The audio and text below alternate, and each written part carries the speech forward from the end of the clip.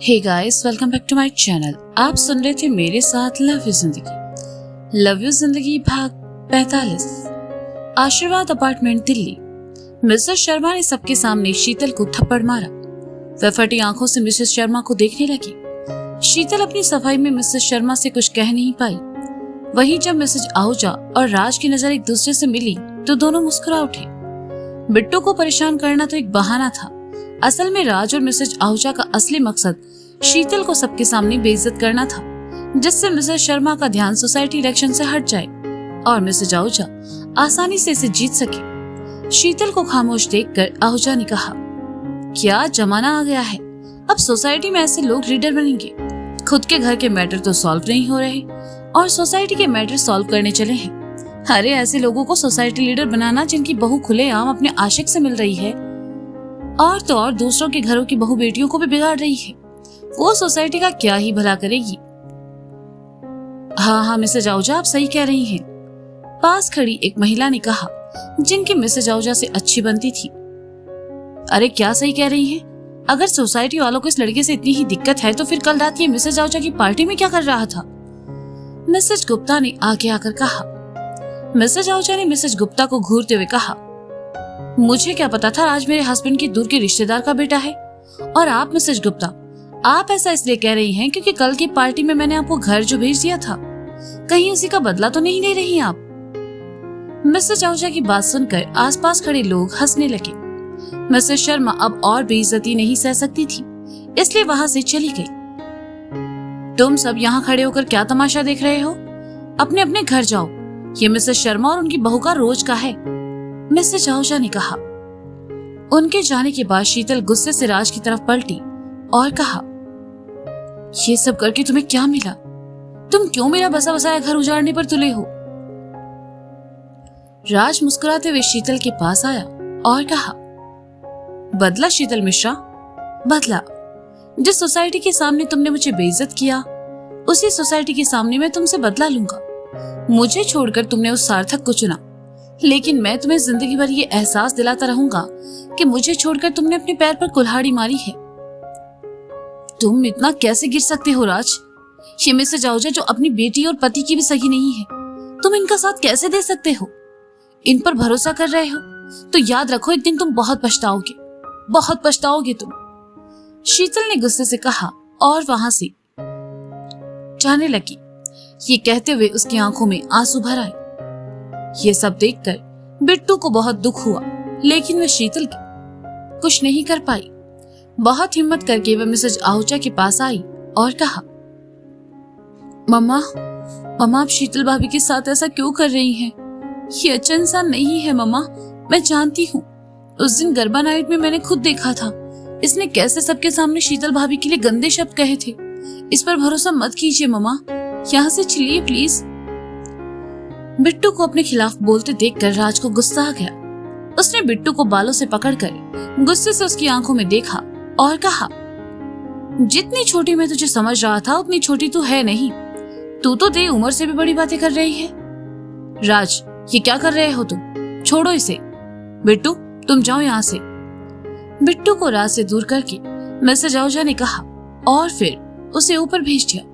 वे राज की तरफ पलटी और कहा, अपनी हदें मत भूलो राज, बिट्टू सिर्फ हमारे प्लान का हिस्सा थी, उसे बीच में मत लाओ। तुम्हें इस अपार्टमेंट में एंट्री चाहिए थी, वो मैं तुम्हें दिला चुकी हूँ, अब जाओ यहाँ से। राज ने मिसेज आहूजा को घूरते हुए देखा और कहा, एंट्री दिलाकर कोई एहसान नहीं किया है तुमने। सोसाइटी इलेक्शन जीतना था, इसलिए तुमने शीतल के सहारे मिसेज शर्मा को बदनाम करने का सोचकर मेरी मदद की। अरे एहसान तो मैंने किया है, शुक्र मनाओ तुम्हारे पति और सोसाइटी वालों को तुम्हारे और कुमार नंदन के बारे में नहीं पता, वरना तुम कहीं की नहीं रहोगी। कुमार के बारे में तुम क्या जानते हो? मेरे और उसके बीच कुछ नहीं है, मिसेज आहूजा ने घबरा कर कहा। मैं बहुत अच्छे से जानता हूँ कुमार नंदन से सोसाइटी इलेक्शन की टिकट लेने के लिए तुमने कितने पापड़ बेले हैं। तुम चाहो तो मैं सोसाइटी में ये बात बता सकता हूँ। राज ने मिसेज आहूजा के करीब आकर कहा तो सच सामने आने के डर से मिसेज आहूजा सहम गई। मिसेज आहूजा को धमकाकर राज वहां से चला गया। मिसेज आहूजा ने माथे पर आए पसीने को पोंछा और इधर उधर देखा, कहीं ये सब बातें किसी और ने तो नहीं सुन ली। किसी को वहां ना पाकर मिसेज आहूजा ने राहत की सांस ली और वहां से चली गई। लिफ्ट की दीवार के पास आकर मिसेज शर्मा हाथ में अपना मोबाइल थामे बाहर आई और कहा, तो ये है आपका असली चेहरा मिसेज आहूजा। सोसाइटी वालों के जाने के बाद शीतल, राज और मिसेज आहूजा के बीच जो बातें हुई उन्हें मिसेज शर्मा ने अपने फोन में कैद कर लिया और वहां से चली गई। चंडीगढ़ अवी का घर। पहली कीमोथेरेपी के बाद अवी नैना को घर ले आया। नैना काफी कमजोर महसूस कर रही थी। अवी उसे सहारा देकर अंदर ले आया।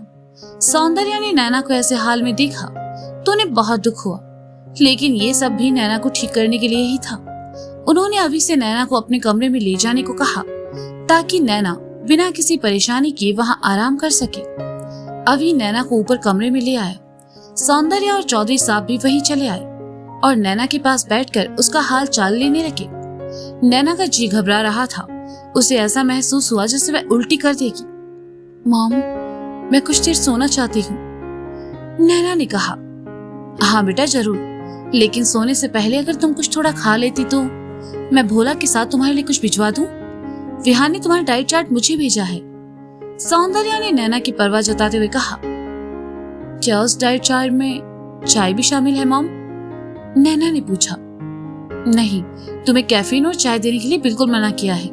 ये सबसे तुम्हें एसिडिटी हो सकती है और यही समय तुम्हारी बॉडी के लिए बिल्कुल अच्छा नहीं है। सौंदर्या ने पहले अवी से कहा तो नैना ने उसे देखकर कहा, क्या उसने तुम्हें भी डाइट चार्ट भेजा है? अवी ने कहा तो नैना मन ही मन बड़बड़ाई। उस विहान की तो एक बार मैं ठीक हो जाऊं उसके बाद उसी के क्लिनिक के सामने चाय का ठेला लगाकर उसी के मरीजों को नहीं पिलाया तो मेरा नाम भी नैना बजाज नहीं। उसे डॉक्टर बनाया किसने है? चाय के लिए कौन मना करता है? पक्का उसने डॉक्टर की फर्जी चुराई है। वो एक फर्जी डॉक्टर है, डॉक्टर बना बैठा है। अरे उसे इतना भी नहीं पता चाय कोई कैफीन नहीं बल्कि मुझ जैसे लोगों के लिए एक दवा की तरह है। लेकिन वो और उसका ये अमीर दोस्त अवी चौधरी, इन्हें पता ही नहीं मेरी चाय से क्या दुश्मनी है। नैना को सोच में डूबा देखकर सौंदर्या ने कहा, तुम ठीक हो? मैं भोला के साथ तुम्हारे लिए हेल्दी जूस भिजवाती हूँ, वो पीकर सो जाना। फिर जब उठो तो खाना खाकर अपनी दवा ले लेना। नैना के पास हाँ बोलने के अलावा कोई दूसरा चारा नहीं था, इसलिए उसने अपना सर हिला दिया और चौधरी साहब के साथ सौंदर्या वहां से चली गई। उनके जाते ही नैना गुस्से से उठी और अवी से कहा, तुम दोनों माँ बेटे मेरी चाय के पीछे क्यों पड़े हो? हाँ? नैना ने कहते हुए अपना हाथ उठाया तो ड्रिप लगाने और ट्रीटमेंट के दौरान प्रिक करने की वजह से हाथ में तेज दर्द हुआ। अवी नैना के पास आया और धीरे से उसका हाथ नीचे करके कहा, आराम से नैना, अभी अभी तुम हॉस्पिटल से आई हो, तुम्हें आराम करना चाहिए। ये सब मैं तुम्हारे ठीक होने के लिए कर सकता हूँ, वरना मुझे तुम्हारी चाय से कोई प्रॉब्लम नहीं है। अभी तुम्हारी बॉडी को इतना स्ट्रेस नहीं देना चाहिए। यहाँ बैठो और शांत रहो। नैना बैठी और अवी को घूरने लगी तो अवी ने उसका हाथ अपने हाथ में लिया और कहा, रिलैक्स, मेरे साथ लंबी सांसें लो, कम ऑन। नैना ने अवी के साथ कुछ गहरी सांसें ली। उसका गुस्सा कुछ शांत हुआ और वह काफी रिलैक्स महसूस कर रही थी। बेटर? अवी ने पूछा। नैना ने कहा। भोला जूस ले आया, साथ में अवी के लिए ब्लैक कॉफी जो सौंदर्या ने भिजवाई थी। अवी ने नैना को जूस पिलाया और फिर उसे सुलाकर वह अपनी कॉफी लिए स्टडी एरिया में चला आया। मृणाल ने उसे जो काम भेजा था उसे वह खत्म करना था। मोंटी कार्ट के पास बैठकर अपना बनाया वड़ा पाव खा ही रहा था कि तभी वहां स्कूल के कुछ लड़के आए। मोंटी ने अपना खाना रखा और कार्ट के पास आया। भैया, एक वड़ा पाव कितने का है? लड़कों में से एक लड़के ने पूछा। 40 रुपए, मोंटी ने कहा तो तीनों लड़के आपस में बात करने लगे और फिर एक लड़के ने कहा, भैया हमारे पास सिर्फ 50 रुपए ही हैं और हमें। लड़के को झिझकते देखकर मोंटी ने मुस्कुराकर कहा, लाओ दो। लड़के ने खुशी खुशी 50 रुपए का नोट मोंटी को दे दिया और खड़े होकर इंतजार करने लगे। मोंटी ने तीनों के लिए गर्मा गर्म वड़ा पाव तैयार किया और उन्हें दे दिया। मोंटी का इतना बड़ा दिल देखकर तीनों लड़के हैरान थे, लेकिन कहा कुछ नहीं और अपनी अपनी प्लेट उठाकर मोंटी के पास ही चले आए जहां मोंटी अपना खाना खा रहा था। वाओ भैया, इससे पहले मैंने इतना टेस्टी वड़ा पाव नहीं खाया। ये बहुत अच्छा बना है। लड़के ने खाते हुए कहा, हाँ भैया, मैं तो कल भी खाने आऊंगा। दूसरे लड़के ने कहा तो मोंटी ने उसकी तरफ देखा और लड़के ने आगे कहा, लेकिन कल मैं पूरे पैसे लेकर आऊंगा, 40, राइट? मोंटी ने सुना और हंसने लगा तो लड़का भी हंस पड़ा। सुबह से मोंटी अपना नया काम ना चलने की वजह से उदास था, लेकिन इन लड़कों से मिलने के बाद उसे अब अच्छा लग रहा था। लड़कों ने अपने वड़ा पाव की तारीफ सुनकर मोंटी को एक अलग ही खुशी हुई। लड़कों ने खाना खाया और मोंटी से दोबारा आने का वादा कर वहां से चले गए। मोंटी ने हाथ धोए और अपनी कार्ट के पास आया और देखा काफी वड़े और चटनी अब भी बच रहे थे।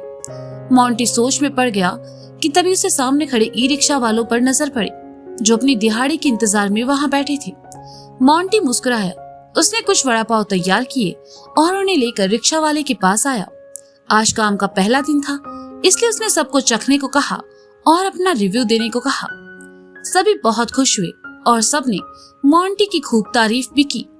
मोंटी के ऑफिस का लंच टाइम हो चुका था, इसलिए वह कार्ट की तरफ चला आया।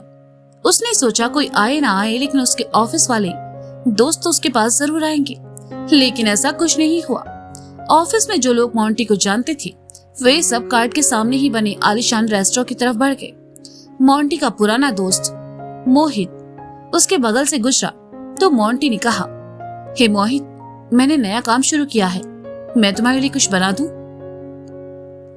मोहित पलटा और झिझकते हुए कहा, यार मानव, आई नो तू मेरा दोस्त है, पर मैं अब उस कंपनी में जूनियर मैनेजर हूँ। इतनी बड़ी कंपनी का मैनेजर ऐसे सड़क पर वड़ा पाव खाएगा तो उसकी क्या इमेज रहेगी? हाँ, धज्जियां उड़ जाएगी, है ना?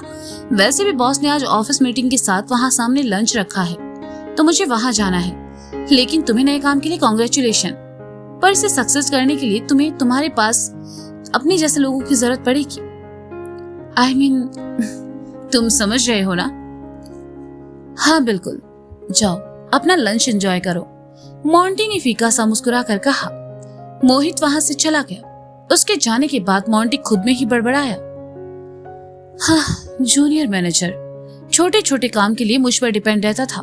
सबको लगता है बॉस के तलवे चाट कर बना है, लेकिन मैं अपनी मेहनत से आगे बढ़ूंगा, किसी की गुलामी करके नहीं। लेकिन मेरी गुलामी तो तुम्हें करनी पड़ेगी। रुचिका की आवाज एकदम से मोंटी के कानों में पड़ी तो मोंटी की तंद्रा टूटी और उसने अपने सामने खड़ी रुचिका को देखा, जो अपने कुछ दोस्तों के साथ वहां खड़ी थी। अरे तुम यहाँ? तुम तो आज अपने ऑफिस? मोंटी ने कहा, मेरा ऑफिस यहाँ से 1 किलोमीटर दूरी है और फिर लंच टाइम था तो सोचा क्यों ना आज कुछ अच्छा खाया जाए, मेरे और मेरी फ्रेंड्स के लिए 1-1 प्लेट वड़ा पाव। रुचिका ने खुश होकर कहा, जी मैडम, मोंटी ने मुस्कुरा कर कहा और अपना काम करने लगा। ए रुचिका, तुम एक वड़ा पाव वाले से इतना फ्रैंक क्यों हो रही हो? रुचिका की एक दोस्त ने फुसफुसा कर कहा, वो छोड़, ये देख वो कितना हैंडसम होकर वड़ा पाव बेच रहा है। यार बीकानेर में ये सब कब से होने लगा? दूसरे दोस्त ने मोंटी को देखकर आंखें सेकते हुए कहा। रुचिका ने दोनों की बात सुनी और कहा, गाइस, ये मेरे हस्बैंड है, मानव मिश्रा। व्हाट? दोनों लड़कियों ने एक साथ, अपने फोन में बिजी लड़की ने एक साथ कहा और तीसरी वाली का वर्ड तक कुछ ज्यादा ही तेज था। तीसरी लड़की जो थोड़ी स्टाइलिश और कुछ ज्यादा ही मॉडर्न थी, फिर रुचिका के पास आई और कहा, रुचि, व्हाट इज दिस डार्लिंग? तुमने कहा था हम लंच करने कोई अच्छी जगह जा रहे हैं, ये है वो अच्छी जगह? ये वड़ा पाव का कार्ट? मैं यहाँ नहीं खा सकती। और क्या कहा तुमने? ये तुम्हारा हस्बैंड है? डार्लिंग, तुमने कहा था तुम्हारा पति सॉफ्टवेयर इंजीनियर है और उसने नया बिजनेस शुरू किया है। यही तो है नया बिजनेस। एक्चुअली मोंटी, मानव अपना खुद का कोई स्टार्टअप करना चाहता था एंड मैं तुम लोगों को यहाँ इसलिए लेकर आई क्योंकि इसके हाथ से बना वड़ा पाव खाकर तुम भी इसकी फैन हो जाओगी। रुचिका ने खुशी से कहा। मोंटी ने देखा रुचिका अपनी दोस्तों को बहुत प्राउडली ये सब बता रही थी। ओह प्लीज रुचिका, तुमने ये कैसे सोच लिया हम लोग यहाँ खाएंगे? मैं तो यहाँ नहीं खा सकती, ये कितना चीप है। मॉडर्न लड़की ने थोड़ा इतराते हुए कहा। रुचिका ने सुना तो उसे बहुत बुरा लगा। उसने अपने पर्स से 50 रुपए का एक नोट निकाला और लड़की की तरफ बढ़ाकर कहा, ये पकड़ो पैसे और वो वहाँ सामने ऑटो खड़ा है, तुम वापस जा सकती हो। व्हाट? लड़की ने हैरानी से कहा। उसे रुचिका की ऐसे रिएक्शन की उम्मीद नहीं थी। रुचिका बाकी दोनों की तरफ पलटी। तब तक मोंटी उन सब के लिए प्लेट लगा चुका था। रुचिका ने दोनों को देखा और कहा, अगर तुम दोनों को भी यहाँ खाने में दिक्कत है तो उसे ज्वाइन कर सकती हो। एक ने तो मुंह बनाते हुए सच में पहली लड़की को ज्वाइन कर भी लिया, लेकिन दूसरी वाली ने गर्मा गर्म वड़ा पाव को देखा तो उसके मुंह में पानी आ गया और उसने कहा, मैं खा लूंगी, मुझे कोई प्रॉब्लम नहीं है। Thanks Manav. Your welcome, Monty ने मुस्कुराकर कहा। दोनों लड़कियां गुस्से में पैर पटकते हुए वहां से चली गई, लेकिन उनके पास इतने पैसे नहीं थे कि वह महंगे रेस्टोरेंट में खाना खा सके। दोनों को भूख लगी थी, इसलिए दोनों वापस चली आई और रुचिका के बगल में खड़े होकर खाने लगी। रुचिका ने देखा और मुस्कुरा दी। मोंटी प्यार से रुचिका को देखने लगा तो रुचिका ने उसे इशारे में बताया कि उसका बना वड़ा पाव बहुत अच्छा बना है। रुचिका का ऐसा सपोर्ट देखकर मोंटी का अपने काम को लेकर विश्वास और कॉन्फिडेंस दोनों बढ़ गए। तो दोस्तों, ये था लव यू जिंदगी भाग 45। इसका अगला भाग आप जल्द ही सुनेंगे मेरे साथ। तब तक के लिए शुक्रिया, बाय बाय, अपना ख्याल रखें और हाँ, सुनते रहें लव यू जिंदगी मेरे साथ। Bye bye.